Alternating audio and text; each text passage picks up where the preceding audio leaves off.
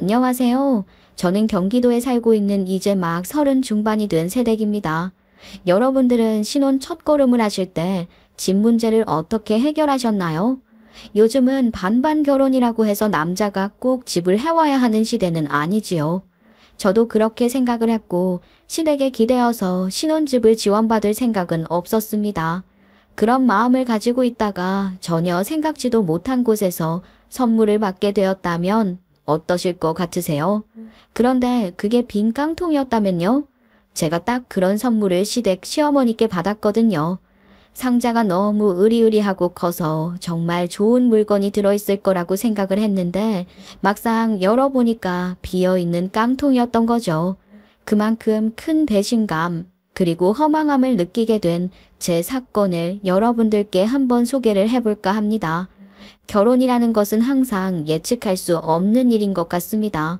남들은 남편과 함께하는 미래를 잘만 그려낸다고 하는데 저는 그게 왜 어려웠는지 잘 모르겠습니다.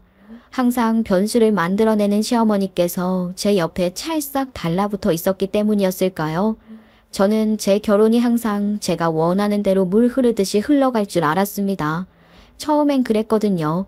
뭐든지 제가 하자는 대로 맞춰주는 남편 덕분에 저는 결혼 하나는 잘한다고 생각을 했었는데 그게 전부 제 착각일 줄은 꿈에도 몰랐죠.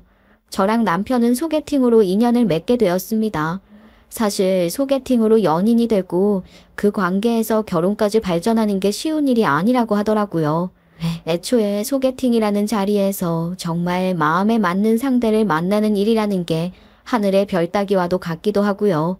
그래도 저랑 남편은 그런 희박한 확률을 뚫고 만나게 되었어요. 서로 외모가 출중한 것도 아니었고 그렇다고 뭐 하나 대단한 특기가 있는 것도 아니었죠. 그래서 서로 유순하게 잘 맞았던 것 같기도 합니다. 남편과 저는 네모도 세모도 아닌 동그라미였거든요. 서로 맞다 하였으면 안 맞는 부분도 존재하긴 하지만 모든 면을 굴렸을 때 모나지 않게 맞는 그런 사이였다고 말을 하고 싶어요. 제가 너무 시적인 표현을 했나요? 아무튼 남편이랑 저랑은 특이한 사항 없이 큰 싸움 한 번 없는 연애를 해왔다는 말을 하고 싶은 것이었습니다. 남편은 중소기업에서 과장직을 맡고 있었고 저는 그래도 이름을 들으면 알법한 중견기업에서 과장으로 일을 하고 있었습니다. 저희 나이가 37살, 39살의 소개팅으로 만나게 된 것이다 보니까 당연히 그 정도 자리를 달고 있어야 하는 것이었어요. 오히려 저 같은 경우는 중견기업이고 계열사부터 시작해서 직원들이 워낙 많은 큰 회사니까 승진이라는 게 과장 이후부터는 잘 안 된다고 쳐도 남편은 인원이 많지 않은 중소기업이라 그 나이에는 부장이든 차장이든 달고 있어야 한다고 생각을 하긴 했죠. 남편이 능력이 없었다기보단 사람들에게 사바사바 하는 걸 잘 못해서 승진의 기회를 번번이 놓친 것 같다는 생각을 하기도 했어요. 은근히 답답하고 멍청한 부분이 있긴 했거든요. 제 남편이라 흉을 보고 싶지는 않지만요. 아무튼 언젠가는 남편도 승진을 하거나 아니면 다른 회사로 이직을 할 기회가 있을 거란 생각을 하면서 만났고 결혼까지도 생각을 하게 되었어요. 집안에서는 서로 나이가 있다 보니까 언제 결혼할 거냐 이러다가 손주도 못 보는 거 아니냐 하면서 걱정을 하셨거든요. 제 나이쯤에 미혼이신 분들은 정말 공감을 해주실 텐데 저는 명절이 진짜 싫었습니다. 남자들도 그런 이야기를 듣는지 모르겠지만 여자들에게는 꼭 시집 안 가냐? 남자 없냐? 하는 말이 꽂히기 마련이거든요. 그래서 저는 그 별꼴 안 보고 싶어서 매 명절마다 해외여행을 가곤 했어요. 차라리 그 편이 속 편안하더라고요. 저희 친정엄마께는 좀 죄송스러웠죠. 명절에 제사를 지내는 집이라 일손이라는 게 많으면 많을수록 좋은데 제가 맨날 쏙 도망을 가버려서요. 그래도 저는 그런 잔소리 듣는 게 지긋지긋했습니다. 하지만 남편을 만나고 난 다음에는 조금 유해졌죠. 어차피 결혼 이야기도 솔솔 나오고 있겠다. 친척들의 잔소리를 피할 필요가 없었으니까요. 그렇게 저는 약간은 등을 떠밀려서라고 해야 될까요? 남들의 시선이 지긋지긋해서 남편과의 결혼을 서두르게 되었습니다. 물론 아이를 가지고 싶다는 생각이 있었기 때문에 하루라도 빨리 결혼을 해서 가정을 꾸려야겠다는 생각도 있었어요. 시댁에 처음 결혼을 하고 싶다고 인사를 드리러 간 날이 갑자기 떠오르네요. 그날 알아차렸어야 하는데 말입니다. 우리 아들이 세상에서 최고로 잘났다고 생각하는 시어머니의 자부심을요. 저는 그냥 의뢰하는 말들이라고 생각하고 넘어갔었는데 지금 생각해보면 우리 아들이 최고야. 우리 아들 말고는 다 별로야. 하는 시어머니의 발언들이 많았던 것 같습니다. 그래, 회사에서 과장직을 하고 있다고?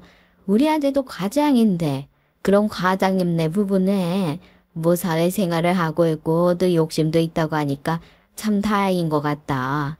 나는 말이야, 요즘 사람들이 남녀 평등이라고 말을 하던데 그 말에 동의를 해요. 저도 그렇게 생각해요. 누구 하나가 책임을 전부 진다는 것은 너무 옛날 사람들의 마인드라고 생각합니다. 부부는 일심동체, 부부는 평등한 관계라고 생각하거든요. 그래, 그게 내가 하고 싶은 말이 그 말이야. 우리 아들은 과장인데 어디 인턴 같은 여자가 들어와서 결혼하겠다고 했으면 반대를 했을 거야, 내가. 과장끼리 만났으니까 연봉도 비슷할 거고 말이야. 그렇게 맞춰가기 시작해야지. 누구 하나가 덜 벌면 좀 그렇다 이 말이야. 자꾸 같은 과장임을 강조하시면서 이야기를 하시는데 그때는 그 말뜻이 뭔지 몰랐어요.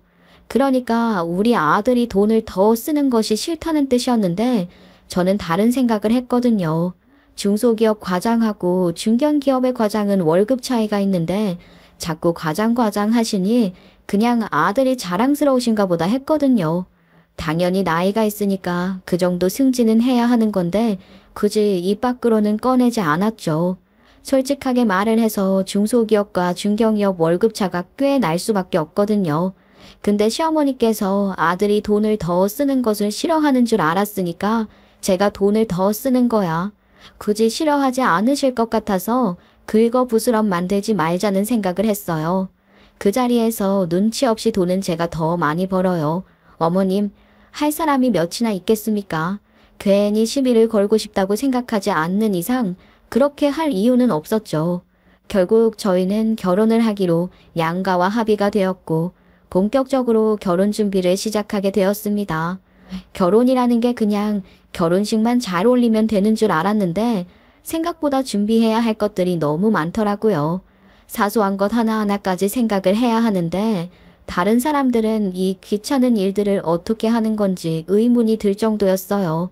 그런데 그 귀찮은 일들도 힘들어 죽겠는데 결혼 준비를 하면서 부딪히는 일이 너무 많은 겁니다. 남편과 부딪히는 것도 아니고 시어머니랑 자꾸 감정이 살짝씩 상하는 일이 생기기 시작했어요. 아니, 가전이라는 게 말이야. 한 번 사면 오래오래 쓸 수 있는 건데 이왕이면 무조건 크고 무조건 최신식으로 사야 하지 않겠니? 요즘 말이야, 척척 알아서 다 해준다고 하는데 뭐 알할 일이 도르고 있는 걸 사야 하냔 말이야. 어머님, 저희가 이렇게 큰 가전이 뭐하러 필요하겠어요. 게다가 아직 집이 어떻게 될지도 모르는 상황에서 왜 가전제품부터 먼저 부러워야 하는지 모르겠어요. 인기 있는 가전들은 바로바로 나가버린다니까. 미리 예약을 하고 선점하지 않으면 막상 필요할 때 못 사게 될 수도 있다고 하잖니. 아이, 거기다가 세일을 왕창 할 때 사야지. 이런 카드회사 이벤트는 매달 있기도 하고 저희가 몇 평짜리 집을 계약하게 될지도 모르는 일인데 가전부터 일단 예약을 걸어두면 안 되지 않겠어요? 집부터 구하고 집 평수랑 구조에 맞춰서 구매를 하는 게 맞는 것 같아요. 제가 이건 아닌 것 같다고 말을 하니까 시어머니께서 입을 삐죽 내미시는 게 아니겠어요? 그 달에 대박 할인 이벤트로 전자레인지나 오븐 같은 것을 구매하면 1+1으로 살 수 있는 한정 이벤트를 했는데 시어머니네 집 전자레인지가 고장이 났대요. 그러니까 한마디로 저희가 가전을 사면 딸려오는 사은품을 본인이 가져가려고 했었던 거죠. 믹서기라든지 그런 소형 주방 제품들 있잖아요. 하나씩 더 주거나 사은품을 챙겨주면 그것만 쏙 가져가려고 저한테 빨리 가전을 예약하라고 부추긴 거죠. 그걸 몰랐으면 속아 넘어갈 뻔 했을지도 모르겠어요. 거기다가 제일 짜증이 났던 건요. 저랑 남편은 소위 말하는 미니멀리스트입니다. 집안에 뭘 많이 가져다 놓고 공간을 꽉 채워서 쓸 생각이 전혀 없었어요. 그렇게 두면 청소하기도 힘들고 또 번잡스러운 게 싫었어요. 저희는 빨리 아이를 낳을 생각을 하고 있었기 때문에 태어날 아이를 위해서라도 그렇게 공간을 꽉 채웠으면 안 된다고 생각을 했어요. 요즘 인터넷에 보니까 아이들이 집에서 공놀이를 하다가 TV를 깨먹는 일이 허다 하더라고요. 그러니까 저희는 집에 TV도 두지 말자는 이야기를 나누고 있었다고요. 굳이 집에서 TV를 볼 시간도 없을 뿐더러 주말에는 집에만 있지 말고 이왕이면 밖에 나가서 시간을 보내자고 그렇게 계획을 짜고 있었기 때문에 뭐든지 최소한으로 하려고 했는데 저희 집 살림을 시어머니께서 참견을 하시는 것도 좀 싫었죠. 그리고 요즘은 인터넷으로 연결이 되는 TV 비슷한 제품들이 많이 있잖아요. 가격도 저렴하고 디자인도 예쁜 제품들이요. OTT를 많이 보는 저랑 남편이었기 때문에 오히려 TV보다는 그런 제품을 방에 두고 쓰는 게 좋겠다는 생각을 했어요. 그런데 제가 그런 제품을 유심히 보고 있으니까 시어머니께서 오시더니만 제 눈앞에 손을 휙휙 저으시는 거예요. 순간 깜짝 놀라서 뒤로 자빠질 뻔했죠. 깜짝이야. 어머님, 왜 그러세요? 설마 집에 TV로 이런 걸 두려는 건 아니지? 이거는 무슨 컴퓨터도 아니고 뭐 이리 작냐? 요즘 이런 게 대세예요, 어머님. 인터넷이랑 연결돼서 너튜브 같은 것도 볼 수 있고요. OTT 같은 걸로 재방송도 골라서 볼 수 있고요. 자, 우리 예전부터 집에 TV가 커야 잘 사는 집이라고 했었다. 예전에는 집에 TV가 있다 하면 그 동네 제일 가는 부잣집이었어. 요즘은 그런 게 무슨 상관이 있다고요. 그냥 집에서 얼마나 효율적으로 가전제품을 사용할 수 있는지가 중요한 거 아니겠어요? 그래도 이렇게 작은 걸로 뭘 본다고 그래. 나는 말이다. 우리 아들이 무조건 최신식으로 가장 비싼 제품으로 집안을 가득 꾸며놓았으면 좋겠단 말이다. 우리 아들 어디 가서 모냥 빠지지 않는 아들인데 설마 너 돈 없어서 이런 거 못 사는 거 아니지? 근데 그 말이 너무 기분이 나쁘더라고요. 제가 무슨 중소기업 과장한테 소위 말하는 취집을 하는 것도 아니고 월급은 제가 더 높은데 이런 소리를 들어가면서 무시를 당해야 한다는 게 그렇잖아요. 저희 부부가 생각하는 라이프 스타일이 있는 건데 그것들을 전부 무시당하는 느낌이 들었거든요. 그리고 저랑 남편이 살 집을 꾸미는 거지 시어머니가 살 집을 꾸미는 것도 아니잖아요. 저희 부부의 의견을 묵살하고 본인 말만 고집하는 것 같아서 피곤했습니다. 그래서 저도 그 자리에서 하지 말아야 할 말을 뱉고야 말았죠. 어머님, 그이가 벌어오는 월급으로는요. 어머님이 지금까지 말씀하셨던 가전들 전부 다 못 사요.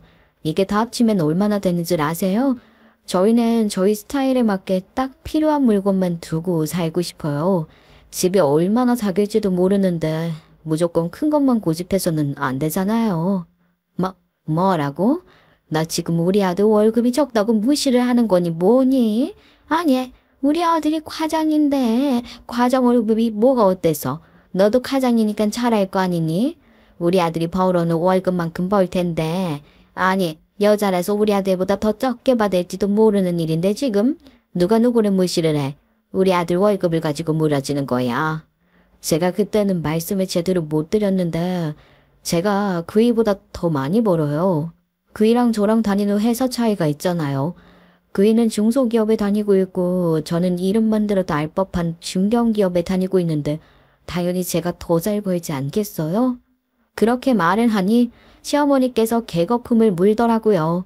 제가 남편을 무시하려고 그런 말을 꺼낸 것은 아니었는데 시어머니께서 씩씩거리니까 아차 싶긴 하더라고요. 근데 웃긴 게 제 말은 또 믿기가 어려우셨던 건지 남편한테 가서 바로 물어보셨다고 하더라고요. 중소기업이랑 중견기업이랑 그렇게 큰 차이가 나는 거냐면서 도대체 며느리가 얼마나 벌어오길래 당당하게 자기가 더 잘 번다고 이야기를 할 수 있는 거냐고 월급 좀 알아보자고 하셨다는 게 아니겠습니까? 그런데 제가 이미 남편이랑 결혼을 하기로 결정을 한 마당에 통장 잔고까지 다 깠는데 제가 한 달에 얼마를 벌어오는지 남편이 모르고 있었겠어요.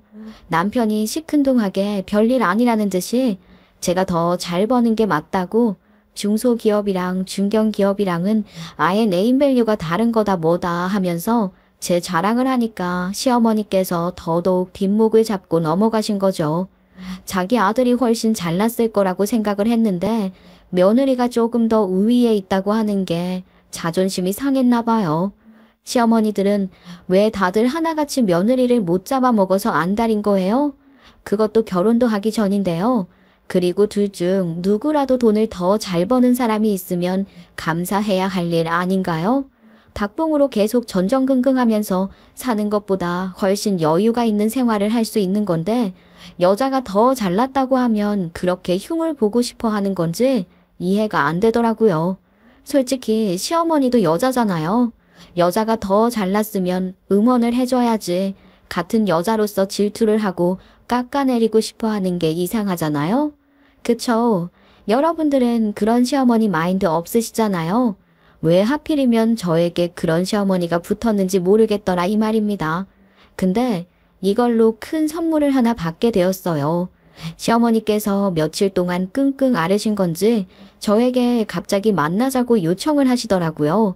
일단 월급 부분에 있었던 일은 남편에게 전부 전해들은 뒤였기 때문에 혹시라도 또 돈 가지고 트집을 잡진 않을까 걱정을 했는데 시어머니께서 아주 뜻밖의 말을 꺼내셨습니다. 그래, 네가 우리 아들보다 돈을 더 잘 번다는 것을 알게 됐다. 우리 아들도 인정하더라. 근데 내가 곰곰이 생각을 해보니까 말이야. 네가 돈을 조금 더 잘 번다고 해서 우리 아들이 무시하면 내가 속상하지 않겠니? 그래서 우리 아들에게도 내가 선물을 하나 줘야겠다 싶더구나. 제가 그 일을 돈 가지고 무시할 일은 없을 테지만 선물을 주신다고 하면 감사하게 받겠습니다.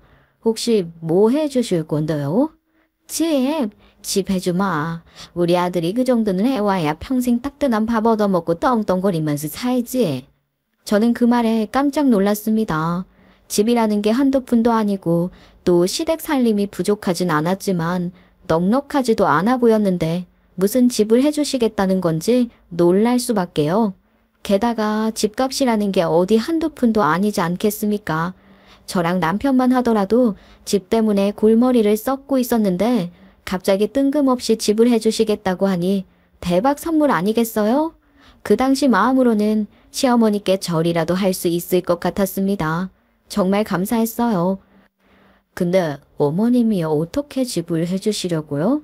저야 너무너무 감사한 일이지만 어머님 노후도 생각을 하셔야 하는데 걱정이 되어서요. 내가 예전에 깜빡 쏟아서 산 빌라가 하나 있어. 평수가 큰 건 아닌데 그래도 나름 괜찮은 동네에 있지. 지하철까지 걸어서 10분 정도 가야 하긴 하지만 그 정도는 다들 감수할 수 있지 않겠니? 내가 재테크하려고 산 집인데 글쎄 이게 날이 가면 갈수록 집값만 떨어져서 골머리를 썩고 있던 집이었다고. 근데 그 집 곧 전세 만기되니까 너희가 들어가서 살아라. 정말 엄청난 선물을 받은 것 같았습니다. 시어머니께서는 그 집 이야기를 하시면서 은근히 진절머리를 치시는 것 같았어요. 그럴만하죠. 나중에 웃돈 받고 팔겠다고 산 집이 날이 가면 갈수록 집값만 떨어지는 애물단지가 되었으니까요. 게다가 집을 가지고 있으면 세금도 어마어마하게 물리지 않겠습니까? 그러니까 하루빨리 처치곤란인 집을 해결하고 싶어 하시는 것 같았어요. 그래도 저는 감사했죠. 당장 큰 빚을 지지 않고 집을 구할 수 있게 되었으니까요. 그래도 한편으로는 안타까웠어요. 지금 상황에 집값이 떨어지는 것도 쉬운 일은 아니었으니까요. 아무튼 저는 큰 선물을 받고 정말 그 집에서 새로운 출발을 할 수 있을 거라는 기대감에 부풀어 있었습니다. 집이 생겼으니까 가전을 정하는 것도 어렵지 않을 것 같았고 집들이는 어떻게 준비를 하면 좋을까 설레는 꿈만 꾸고 있었어요. 제가 또 계획성이 철저한 사람이라서 누구부터 초대를 해야 할지 들떠 있었죠. 결혼 준비가 열심히 진행이 되는 와중에 신혼집 도배 같은 걸 새로 싹 해야 할 것 같아서 입주해 있는 사람들에게 양해를 구하고 집을 몇 번 보러 갔었어요. 근데 그때마다 시어머니께서 따라오셨는데 세입자에게 잔소리를 엄청 하시는 겁니다. 듣는 제가 민망할 정도로 말이죠. 아니 집을 뭐 이렇게 개차반을 만들어 놓고 살았어. 이거 원래 주방 후드가 이거였나? 아무리 세입자라지만 이렇게 집주인에게 허락도 없이 막 바꿔도 되는 거야? 내가 진짜 한 번을 안 오고 냅뒀더니만 너무 자기들 마음대로 해둔 거 아니야? 제가 작년에 후드 고장났다고 교체를 해달라고 부탁드렸더니 알아서 하라고 하셨잖아요. 후드 있어도 안 쓰는 거 아니냐면서요. 저희가 그래서 일부러 좋은 후드로 교체를 한 건데 왜 그렇게 말씀하시면 서운하시죠? 왜 그걸 마음대로 고치고 그러냐 이거야. 나중에 나한테 그 값 청구하는 거 아니지? 아니면 예전에 그 고장난 걸로 원상복구 해놓고 가던가. 그리고 집구석에 이 머리카락들도 좀 치우고 살고 집 좀 꾸미고 살지 뭐 이렇게 해놨어. 이러니까 내가 집을 팔고 싶어도 못 파는 거 아니겠어. 보니까 신혼집 위치가 엄청 좋은 것도 아니고 언덕배기에 있어서 오가는 것도 불편했어요. 위치가 좋지 않으니 그만큼 집이 잘 안 나가는 것인데 그걸 모르고 남탓만 하는 시어머니 때문에 조금 민망했죠. 집을 자세하게 보고 싶어도 굳이 따라와서 잔소리를 하는데 누가 집을 보여주구나 싶겠어요? 세입자도 저에게 시어머니가 같이 오는 거냐고 계속 물어보시더라고요. 그러더니만 저한테 저렇게 참견하는 시어머니 때문에 피곤하겠다면서 나중에 신혼살림 차려도 절대로 시어머니는 집에 초대하지 않는 게 좋겠다고 조언을 하시는 게 아니겠어요?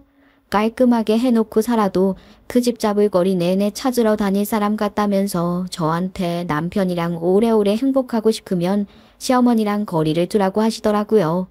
제3자인 남이 그렇게 이야기를 할 정도면 얼마나 시어머니께서 남들을 질리게 하는 사람인지 이해가 가시죠. 그래도 저는 집이라도 받기로 했으니 찍소리도 못했죠. 이걸 노리고 일부러 집을 해주시겠다고 한 건 아닐지 생각하게 되었어요. 그런데 시어머니께서 그 집을 유심히 보시고 난 뒤 며칠 뒤에 저에게 이런 말씀을 하시더라고요. 그 집 말이다. 세입자가 워낙 거지같이 써서 그런 거지. 다 치우고 나면 나름 깔끔하긴 할 텐데. 너무 낡은 것 같아 보이지 않니? 아무래도 연식이 좀 든 빌라니까 그렇게 보일 수밖에 없죠. 도배만 싹 하고 나면 괜찮을 것 같던데요? 도배값이나 리모델링 값이나 크게 차이 없지 않더냐. 이왕이면 싹 그 모이딩부터 바꾸고 걸레바지 같은 것도 누리끼리 하던데 새 걸로 교체하고 화장실도 말이야. 타일로 사이에 때가 닦여서 더럽던데 리모델링 한번 싹 하는 것도 괜찮을 것 같더라. 리모델링이요? 그런데 그거 하면 시간도 오래 걸리고 저희가 결혼식 마치고 들어가는 시간까지는 부족할 것 같은데요, 어머님. 얘가 모르는 소리 하고 있네. 한번 살기 시작하면 리모델링 그거 하는 게 쉬운 일이 아니야. 거기다가 너희 바로 아이도 가질 거라고 하지 않았었네. 딴난 애기 데리고 어디 가 있을 데도 없을 텐데 아예 지금 새로 싹 고친 다음에 들어가는 게 좋지 않겠어? 물론 시어머니가 말씀을 하셨던 것처럼 집 상태가 엄청 깔끔한 건 아니었어요. 시어머니 말에 의하면 어차피 본인 명의로 된 집이고 고친다고 새로 세입자를 받을 것도 아니니까 상관없지 않겠냐면서 하고 싶은 대로 고쳐서 살아보라고 하시는 거예요. 저한테 은근히 가구들 고르는 센스를 보니까 보는 눈이 있는 것 같은데 집 고쳐서 살면 새 집 같을 거라고 계속해서 꼬시는 겁니다. 시어머니의 말이 틀린 것도 아니긴 했어요. 집 자체는 낡았지만 은근히 구조가 군더더기 없이 빠진 집이라서 조금만 고치면 확 트여 보이기도 할 것 같고 평수도 더 넓어 보일 것 같았거든요. 고민을 좀 해봐야겠다 싶었죠. 사실 도배만 하려고 했었는데 리모델링을 하게 되면 몇 배의 돈이 나가게 생기긴 했거든요. 화장실만 하더라도 엄청 비쌌어요. 저는 큰 타일로 널찍하게 꾸미고 싶었거든요. 그리고 샤워 부스도 하나 만들었으면 좋겠다 싶었고요. 시어머니께서 저한테 이것저것 손을 보라고 자꾸 말을 하시는데 원하시는 대로 다 하자고 치면 제가 생각한 것보다 돈이 더 오버되겠더라고요. 어머님, 모이딩을 넣으라고요? 요즘은 일부러 더 깔끔하게 하기 위해서 모이딩 같은 건 잘 안 해요. 여기 이렇게 딱 각 맞춰서 떨어지게 하는 게 훨씬 예쁘잖아요. 예쁜 게 밥 먹여주냐? 모이딩이 있어야 훨씬 고급스러워 보이지. 여봐라. 여기 금색 웨딩으로 해두면 얼마나 고급스러워 보이겠어. 중국 사람들이 금색이랑 빨간색이 환장하는 이유가 다 있는 법이라니까. 돈이 들어오는 색이라잖니. 촌스럽잖아요. 그리고 이건 무슨 진짜 금을 발라놓은 것도 아닌데 이렇게 가격이 비싸대요. 어머님이 지금 골라오신 거 전부 제가 예상한 것보다 더 비싼 거 아시죠? 일부러 비싼 것만 골라오시는 건 아니죠. 내가 무슨 칩해준 게 아까워서 리모델링으로 돈 좀 더 쓰라고 이런 짓을 하겠어. 내가 이 보는 눈이 있어서 고르는 것마다 비싼 거지. 그렇게 말씀을 하시는데 그게 목적이었구나 싶더라니까요. 한마디로 본인이 돈을 쓴 게 나중되니까 배가 아프고 속이 상해가지고 리모델링을 핑계로 저한테 돈을 더 쓰라고 요구를 하고 있는 것이었습니다. 정말 치사한 인간 아닌가요? 결혼식을 올리기도 전에 이런 문제로 시어머니와 씨름을 해야 한다는 게 머리가 아팠죠. 이왕 돈 쓰기로 결심한 거 제가 원하는 대로 디자인을 해야겠다 싶어서 저도 자존심을 조금 부렸어요. 어머님, 이왕 돈 쓰기로 한 거 제가 제대로 한번 신식 트렌드에 맞춰서 준비를 해볼게요. 그러니까 어머님께서는 더 이상 리모델링으로 왈가왈부 하지 마셔요. 말마따나 저랑 그 애가 살 집인데 저희 취향대로 꾸며야 하지 않겠어요? 그래, 어디 한번 너희 마음대로 해봐라. 대신에 너무 난해하게 이상하게 하면 안 된다. 시어머니께서는 그 뒤로도 몇 번이나 제가 집을 꾸미는 일에 참견을 하셨지만 저는 무시를 하고 제가 하고 싶은 대로 꾸미기 시작했습니다. 결혼식 날짜는 다가오지 웨딩드레스 피팅도 해야 하는데 리모델링이라는 게 또 일일이 제가 가서 감시를 하지 않으면 돈만 먹고 나르는 사람들도 있다고 해가지고 살펴볼 게 한두 가지가 아니었어요. 정말 남편은 속 편안하게 구경만 하고 있는데 저만 발에 땀이 나게 뛰어다니는 느낌이었다니까요. 그래도 제가 살 집이고 시어머니께 큰 소리 떵떵 쳐놨는데 어쩌겠어요. 하나부터 10까지 제 손을 거치지 않은 게 없었죠. 그렇게 리모델링을 하다가 시어머니랑 또 트러블이 하나 있었어요. 조명을 정하는데 저는 그냥 단순한 직선 디자인의 LED 조명을 넣으려고 했는데 우리 시어머니 저에게 샹들리에를 집어넣으라고 하시는 겁니다. 솔직히 말해서 그 집이 40평형대 집이었으면 고민해볼 만한 일이긴 했어요. 그런데 20평대 빌라에 무슨 샹들리에가 말이나 되는 소립니까? 거기다가 하나에 300만 원이나 하는 샹들리에를 추천해 주시는데 어머님께서 정말 제가 가진 모든 걸 탈탈 털어버리시려고 그러나 싶었어요. 짜증이 확 나더라고요. 그래서 조명도 그냥 제가 하고 싶은 대로 집어넣었더니 시어머니께서 입을 대빨 내미시더라고요. 물론 너희가 살 집이라지만 저 집주인은 남데 왜 내에게는 하나도 안 들어간 거냐? 내가 정말 서운해서 원. 그래도 저는 못 들은 척 했습니다. 시어머니의 말에 하나하나 대답을 해드리면 밑도 끝도 없이 요구를 하신다는 사실을 깨달았기 때문이었어요. 아무튼 시간은 속절없이 흘러갔고 집 리모델링이 완성되지 않은 채로 결혼식을 올리게 되었습니다. 저희가 일정이 조금 빡빡하기도 했어요. 그리고 신혼여행도 바로 가지 못했어요. 저희 회사에 비상이 터지는 바람에 휴가 같은 것들을 전부 반납을 해야 하는 상황이 되었거든요. 생산 라인에 문제가 생겨서 전 직원이 비상이었죠.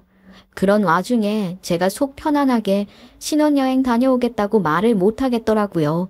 당연한 권리였지만 여기서 일을 잘 해내면 승진을 할 수 있는 기회를 잡을 수 있다는 말이 돌았기 때문에 일에 욕심이 있던 저는 신혼여행을 조금 미루자고 남편에게 말을 했죠.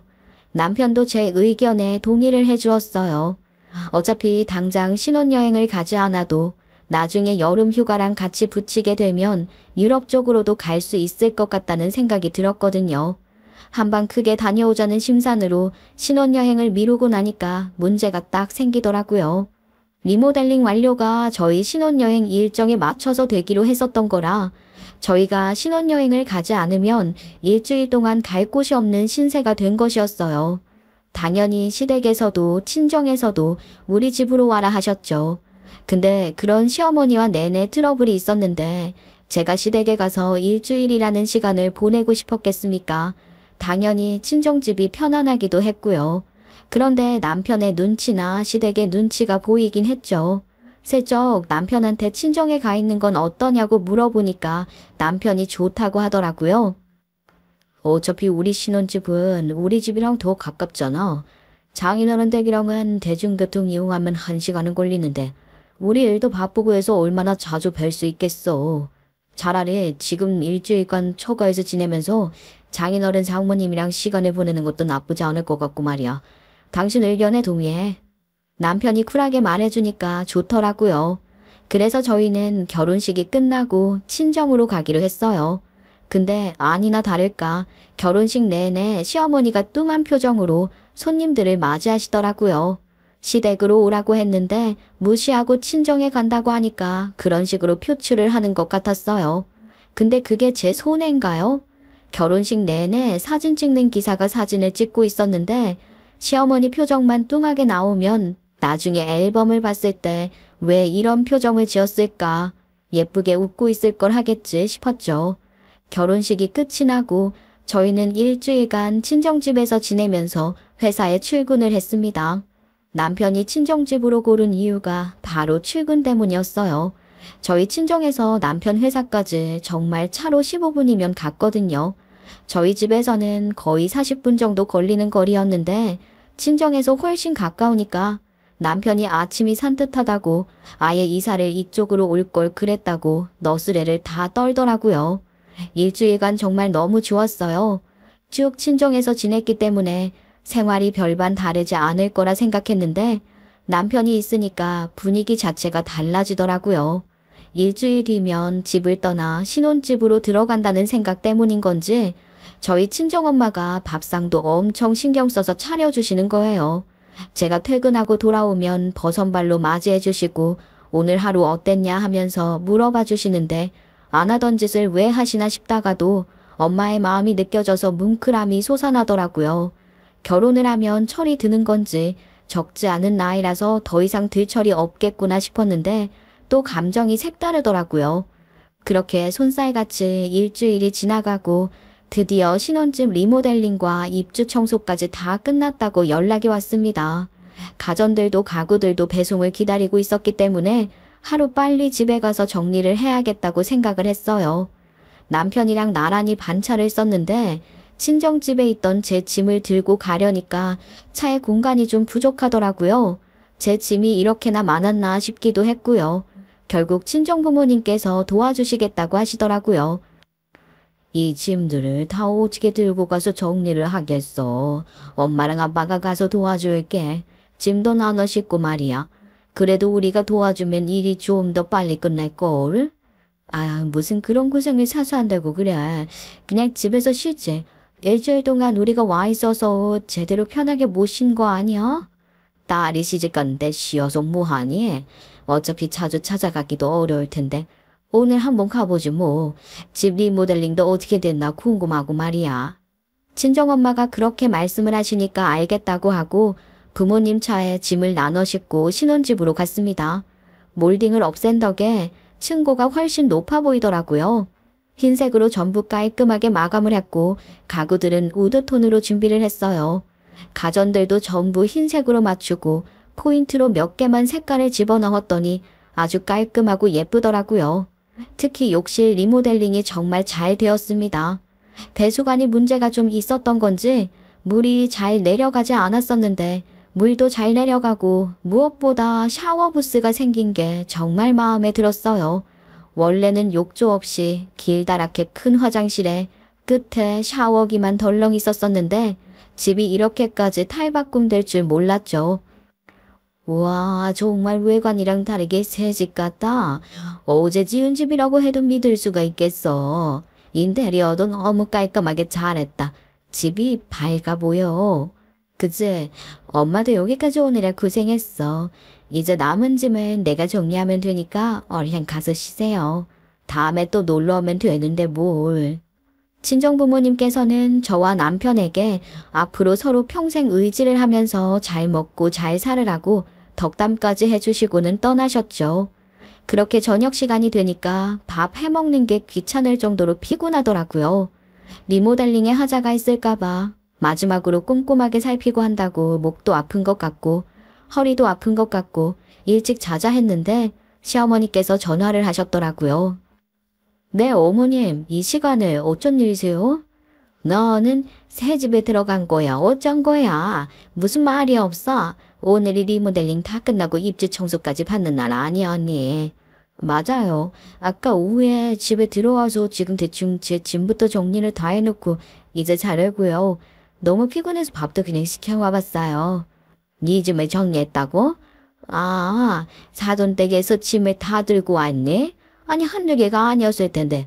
아이고, 우리 아들 고생했겠다. 저희 부모님도 고생하셨죠. 짐 가지고 오는 거 힘들지 않겠냐고. 다 두 대 나눠야 편하다고. 여기까지 짐 나르는 거 도와주시고 집에 들어오셔서 정리하는 것까지 도와주셨거든요. 뭐라고? 지금 사돈댁이 먼저 그 리모델링 된 집을 봤단 말이냐? 네, 짐을 옮기려면 어쩔 수 없는 일이긴 했어서요. 아무튼 저희 내일도 출근이라서 먼저 자야겠어요. 어머님도 좋은 밤 되세요. 그렇게 전화를 끊었는데 우리 남편 휴대폰에 불빛이 번쩍번쩍 하더라고요. 뭔가 하고 봤는데 시어머니인 게 아니겠어요? 남편이 난감하다는 듯이 전화를 받더라고요. 시어머니께서 뭐라 하는 소리는 들리는데 자세하겐 들리지 않았죠.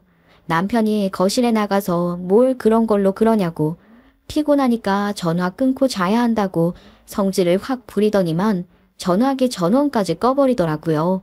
너무 피곤해서 저희 둘 다 기절하듯이 잠이 들어버렸습니다. 그리고 다음날 아무렇지 않게 출근을 했고 일을 열심히 한 뒤에 집에 돌아와서 저녁밥을 차리고 있었어요. 결혼하고 일주일이 지나긴 했지만 신혼집에서 제가 혼자 밥을 차려서 남편에게 식사를 차려주는 게 처음이라 떨리는 마음으로 식사 준비를 하고 있는데 현관벨이 띵동하고 울리더라고요. 웃었어요. 남편이 비밀번호를 누르지 않고 현관벨을 누르는 게 귀엽더라고요. 제가 나가서 문 열어주기를 기다린 건지 바로 현관문으로 달려가서 남편에게 어서와 하고 인사를 하는데 현관문 앞에 떡하니 서 있는 게 남편이 아니라 시어머니인 게 아니겠어요? 어머님이 여기는 무슨 일로 오셨어요? 말도 없이? 내가 내 집에 오는데 너한테 허락을 받고 와야 하니. 앙칼지게 말씀을 하시더니만 온 몸을 부들부들 떨고 계신 게 아니겠어요? 저는 순간 제가 무슨 죽을 죄라도 지었나 싶은 생각이 들었습니다. 아무리 생각해도 제가 잘못한 게 없는데 시어머니의 행동만 보면 제가 정말 나라라도 팔아먹은 것 같은 느낌이 들게 했거든요. 근데 그 순간 갑자기 제 눈앞에 불이 번쩍하고 보이는 게 아니겠습니까? 불꽃이 아니라 별이었을지도 모르겠네요. 그냥 섬광 같은 게 번쩍했어요. 짝소리와 함께요. 저는 얼얼해진 왼쪽 뺨을 어루만졌습니다. 어머니, 지금 이게 뭐 하는 짓이에요? 지금 제 뺨을 왜 때리세요? 제가 뭘 어쨌다고 갑자기 찾아오셔서는 제 뺨을 때리시냐고요? 뭐 하는 짓이냐고? 어디 시어미한테 그딴 말투를 쓰고 난리야. 맞을만 하니까 내가 죽겠지? 지금 무슨 짓을 했다고 제 뺨을 때리시는 거냐고요? 이유도 모르고 제가 왜 뺨을 얻어맞아야 하냐고요? 감히 내 집에 살면서 이 집에 제일 먼저 초대를 해야 할 사람이 누군지도 모르고 사돈을 먼저 데리고 와? 당연히 이래는 순서가 있는 법인데 이게 지금 그런 순서를 싹다 무시하고 벌써부터 니네 친형만 챙기는 거야? 나는 무슨 뒷방도 있는 줄 알아? 내가 아주 괘씸해서는 더는 이 집에서 살게 냅두고 싶지가 않다. 그러더니만 어딘가로 전화를 거시는 게 아니겠습니까? 저는 얼얼한 뺨을 붙잡고 무슨 상황인지 파악을 해야만 했어요. 거기 복덕방 있죠? 여기 왜 하늘빌라 202호 내가 지난번에도 얘기했잖아. 이 집 팔겠다고. 당장 사람부터 찾아줘요. 응? 사겠다는 사람 말이야. 어머님, 지금 뭘 하시는 거예요? 저희 어제서야 겨우 들어온 집이고 아직 들어오지 않은 가구들도 있는데 집을 내놓으시겠다고요? 그래, 이 영점없는 년아. 내가 집까지 해줬으면 나를 하늘같이 모실 생각을 해야지. 당장 신혼집에서 나가. 이 집 아주 팔아치울 거니까 나가버리라고. 그렇게 씩씩거리는데 사람이 너무 화가 나니까 오히려 차분해지더라고요. 집을 복덕방에다가 내놓겠다고 아주 강짜를 부리는데 정말 누가 누구한테 할 소리인 건지 어이가 없었죠. 남편이 그때 퇴근을 하고 돌아왔고 벌겋게 부어버린 제 뺨과 대치를 하고 있는 저와 시어머니를 보면서 깜짝 놀라더라고요. 아니, 왜 현관에서 이러고 있어? 당신 얼굴은 왜 이래? 엄마 설마 우리 와이프를 고친 건 아니지? 그런 짓 한 거 아니지? 했다 왜? 너까지 다 아주 마누라 편만 들고 앉아있냐? 이 집 누가 해준 집이야? 내가 해준 집이야. 그런데 감히 친형 식구를 먼저 초대해? 이 배응망덕한 년, 집 팔아버릴 거야. 이 집 사겠다는 사람이 있을지도 모른다고. 리모델링까지 싹 했는데 안 팔리겠냐? 그러니까 너희 당장 집 나갈 생각해. 남편이 황당해하면서 이게 다 무슨 소리냐고 시어머니와 입씨름을 하고 있는데 저녁 8시가 다 된 시간에 갑자기 복덕방에서 연락이 온 겁니다. 시어머니께서 일부러 제 앞에 휴대폰을 들이미시면서 이거 보라고 바로 집 살 사람이 나타난 거 보이냐면서 갑자기 저에게 날이 섰던 말투로 말을 했던 것과 180도 다른 목소리로 사근사근하게 말을 하는데 진짜 소름이 돋을 뻔했어요. 시어머니께서는 전화기에 대고 절이라도 할 것처럼 그럼 지금 당장 집을 보러 와도 된다는 식으로 말을 하시는데 진짜 어이가 없었죠. 저희 어제 입주했고 이제 하룻밤 잤는데 집을 팔겠다고 저렇게 강짜를 부리는 게 말이나 됩니까?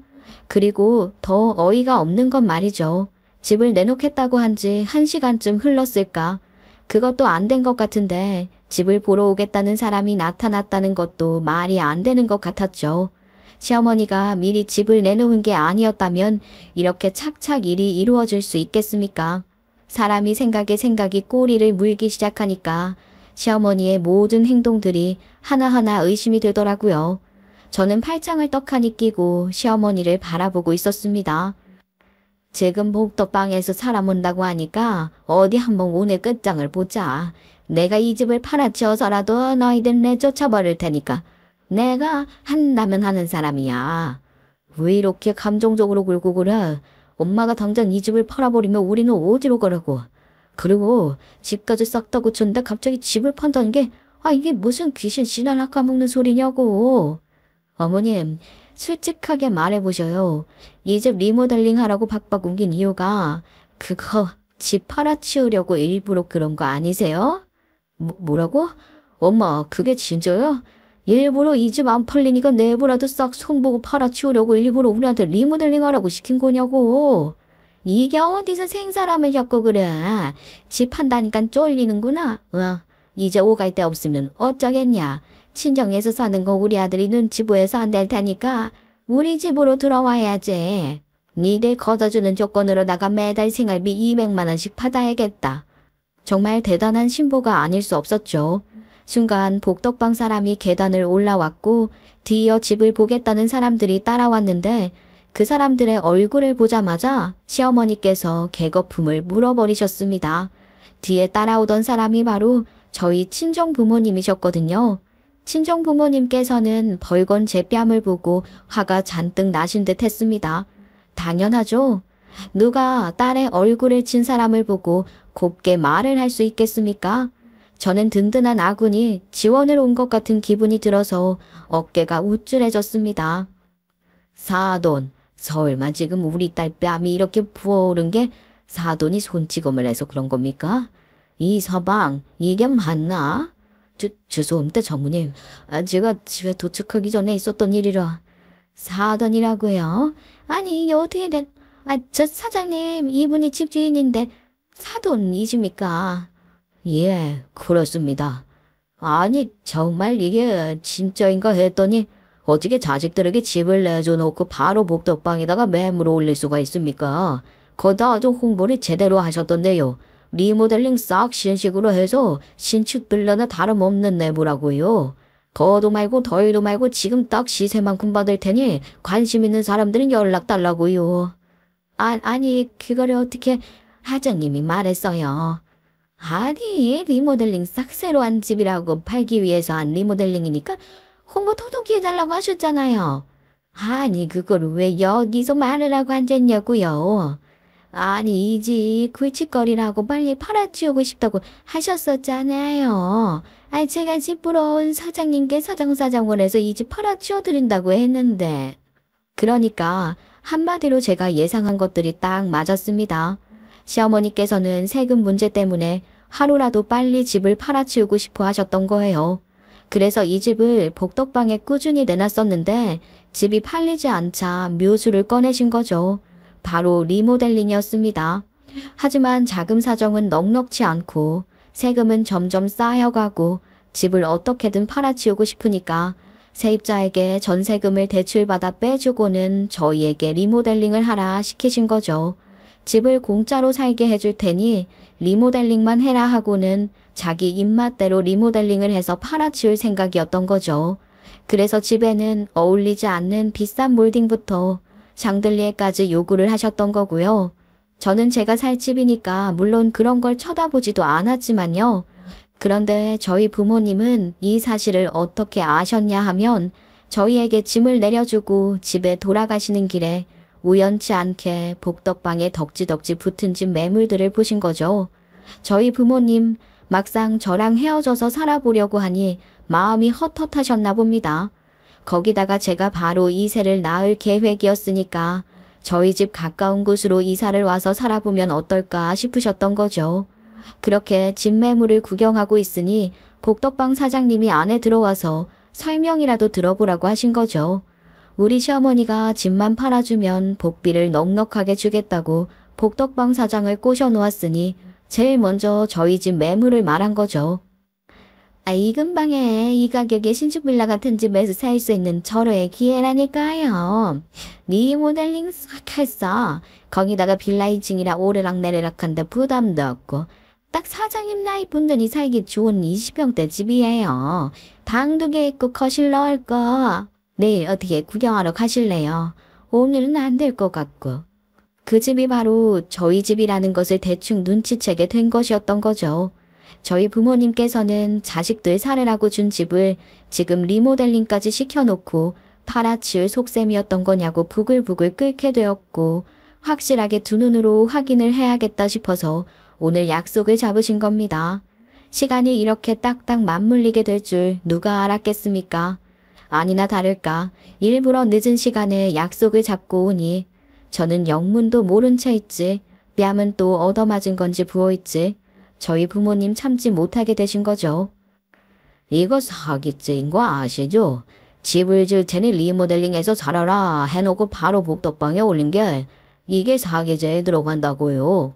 고의적으로 안정적인 주거를 제공하겠다는 약속으로 착각하게 만든 다음에 금전적 또는 재산상의 이익을 취하려 했다면요. 그거 사기죄로 인정받을 수 있다고 내가 오늘 아침에 변호사 사무실 가서 알아보고 오는 길이라 이 말입니다. 아니 바깥사돈 이게 사기라니요? 내 집을 내가 팔겠다는데 이게 왜 사기예요? 사기죄라니까.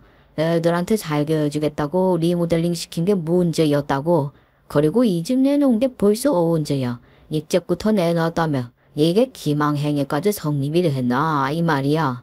집을 팔겠다고 계획한 게 애들 입주 이전부터니까 복덕방에 내놓은 날짜까지 내가 확인을 했다 이 말이야. 민사소송으로 손해배상 청구도 가능하다고. 아니 그냥 살면 되자. 어차피 지금 집도 안 팔릴 것 같은데. 됐습니다. 집 그까이고 제가 해줄랍니다. 더 작고 낡은 집이어도 제가 해준 집에서 사는 게 마음 편할 것 같습니다. 그리고 이거 소송할 거니까 그런 줄 아셔. 이 서방, 자네도 말이야. 자네 엄마 편 들 거면 그냥 우리 딸이랑 헤어지게. 예? 아버님 안 됩니다. 무슨 이혼이셔니요. 저도 저희 어머니께서 지나친 생각을 했다고 생각합니다. 특히 우리 와이프 뺨을 날리다니 정말 반성해야 한다고 생각한다고요. 아니 이거는 그냥 넘어가서는 안 됩니다. 뭐라고? 일행 하나밖에 없는 아들놈이 지금 지 어미를 팔아치워? 그러길래 작작했어야지. 집을 팔아치울 생각을 했다는 것부터가 너무 소름이잖아. 어떻게 엄마 맘대로 그런 짓을 해. 어머, 난 그냥 엄마 안 보고 살래. 뭐라고? 이 아이놈아, 여자에 미쳐서 지금 지 어미랑 인연을 끊겠다고 해. 엄마야말로 나랑 우리 와이프를 길거리에 내하게 하려고 했으면서 어떻게 그런 뻔뻔한 소리를 할 수가 있어. 아주 그냥 콩가루 집안이라는 걸 톡톡히 보여주게 되었죠. 그날 그렇게 아버지의 손에 이끌려서 남편과 저는 친정집으로 다시 돌아가게 되었어요. 그리고 다음날 아버지의 지인인 변호사님을 만나서 상담을 받았죠. 이게 기망행위가 있었기 때문에 사기죄로 들어갈 수 있다고 하더라고요. 리모델링까지 해서 살게 냅두게 해주는 척 금전적인 이득을 취하려 했으니까요. 남편과 저는 주저하지 않고 고소를 하기로 마음을 먹었습니다. 솔직히 가족이니까 그냥 넘어갈 수 있지 않냐고 생각하실지도 모르겠지만 그동안 당한 게 너무 화가 났어요. 그리고 우리 남편도 입에 침을 튀기면서 말을 하더라고요. 제 뺨을 때리고 아들이 살고 있는 집을 팔아치우려고 했다는 것 자체가 너무 충격적이라고 했습니다. 결국 시어머니는 그 죗값을 톡톡히 받게 되었죠. 물론 이게 형사사기까지는 저희도 생각하지 않았어요. 손해배상 청구를 해서 리모델링에 들어간 비용만큼을 돌려달라고 했습니다.